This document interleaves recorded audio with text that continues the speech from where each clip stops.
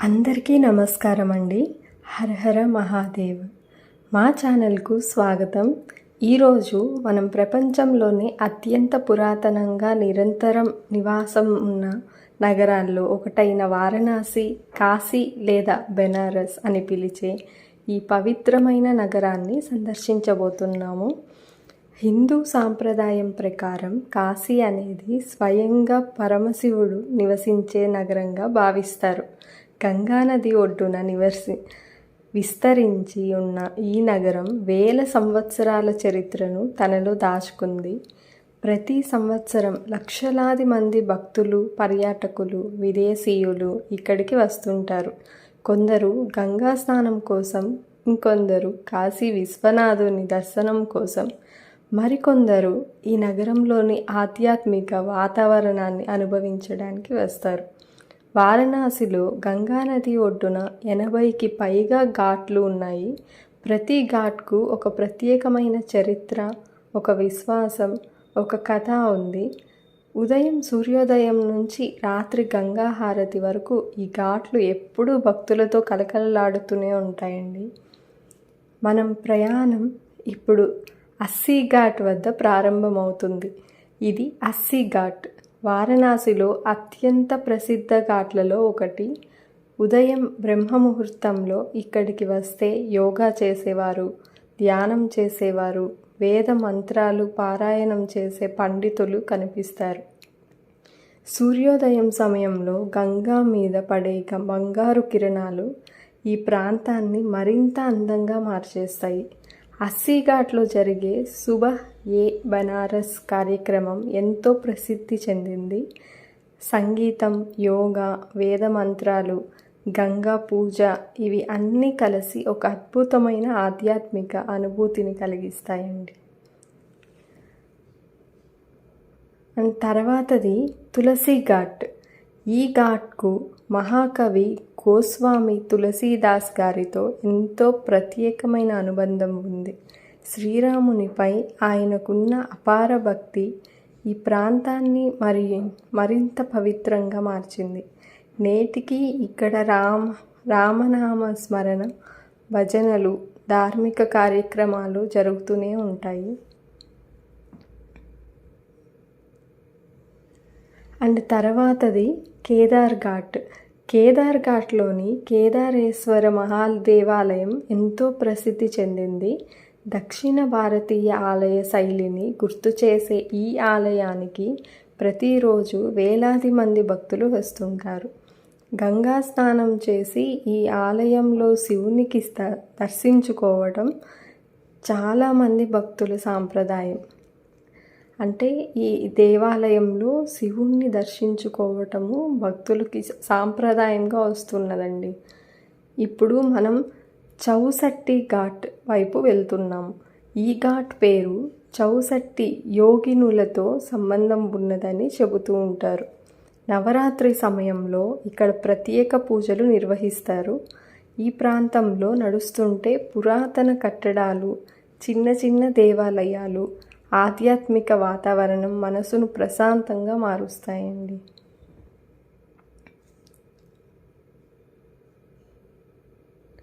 And తర్వాతది రాణా మహల్ ఘాట్. రాజస్థాన్ రాజవంశానికి చెందిన పాలకులు నిర్మించిన ఈ ఘాట్ ఎంతో అందంగా ఉంటుంది. పాత రాజభవనాల నిర్మాణ శైలి ఇప్పటికీ ఈ ప్రాంతంలో కనిపిస్తూనే ఉంటుంది. గంగా ఒడ్డున నిలబడి ఈ భవనాలను చూస్తుంటే చరిత్ర కళ్ళ ముందు ప్రత్యేకమైనట్లుగా అనిపిస్తూ ఉంటుందండి. తర్వాతది దర్భంగా ఘాట్. బీహార్లోని దర్భంగా రాజవంశం నిర్మించిన ఈ ఘాట్ అద్భుతమైన రాతి నిర్మాణాలతో ప్రత్యేకంగా అనిపిస్తుంది. సూర్యోదయం సమయంలో ఈ ప్రాంతం ఫోటోగ్రఫీకి ఎంతో అనువైన ప్రదేశంగా ఉంటుంది. తర్వాత ఘాట్ మున్షీ ఘాట్. ఈ ఘాట్ నిర్మాణ శైలి ఎంతో ఆకర్షణీయంగా ఉంటుంది. పడవలో ప్రయాణించే వారికి ఈ ప్రాంతం చాలా అందంగా కనిపిస్తూ ఉంటుంది. గంగా నదిలో తేలికగా ప్రయాణిస్తూ ఈ ఘాట్లన్నిటినీ చూడటం నిజంగా జీవితంలో మర్చిపోలేని అనుభవంగా మారుతుంది. ఇప్పుడు మనం వారణాసి హృదయంగా పిలిచే దశాశ్వమేధ ఘాట్ వైపు వెళ్తున్నాం. ఈ ఘాట్ ప్రత్యేకతలు, గంగా హారతి విశేషాలు తదుపరి భాగంలో తెలుసుకుందాం.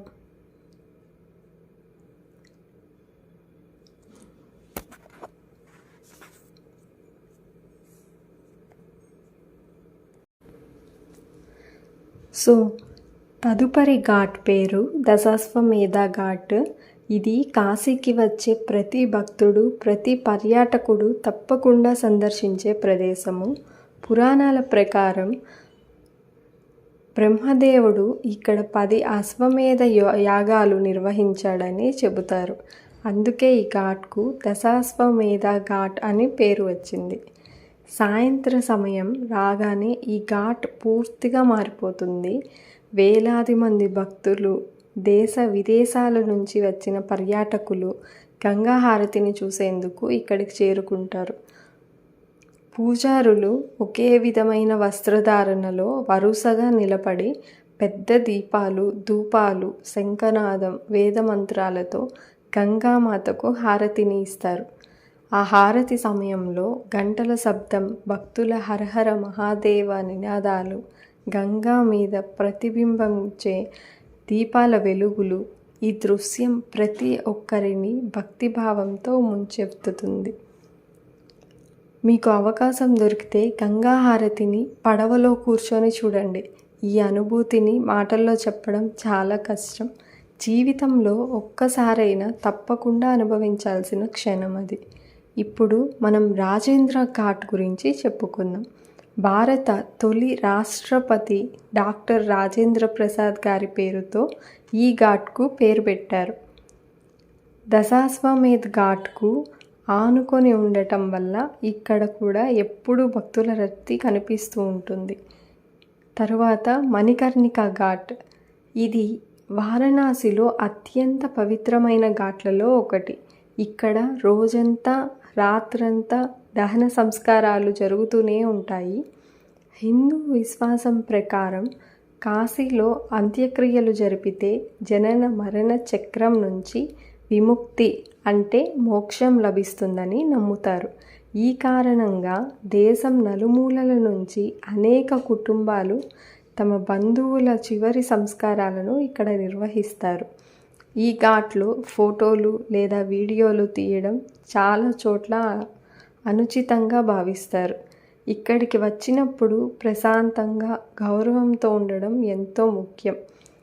పురాణాల ప్రకారం పార్వతీదేవి ధరించిన మణికర్ణం ఇక్కడ పడిందని, అందుకే ఈ ఘాట్కు మణికర్ణిక ఘాట్ అనే పేరు వచ్చిందని చెబుతారు.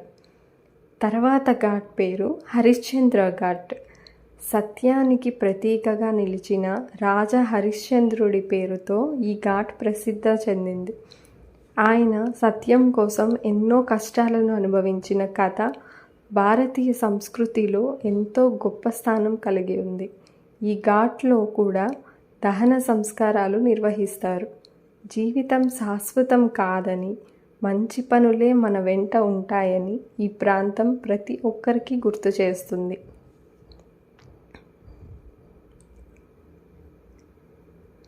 అండ్ తర్వాత ఘాట్ పేరు లలితా ఘాట్. నేపాలీ శైలిలో నిర్మించిన అందమైన ఆలయం, అద్భుతమైన చెక్క శిల్పాలు ఈ ఘాట్కు ప్రత్యేక ఆకర్షణ.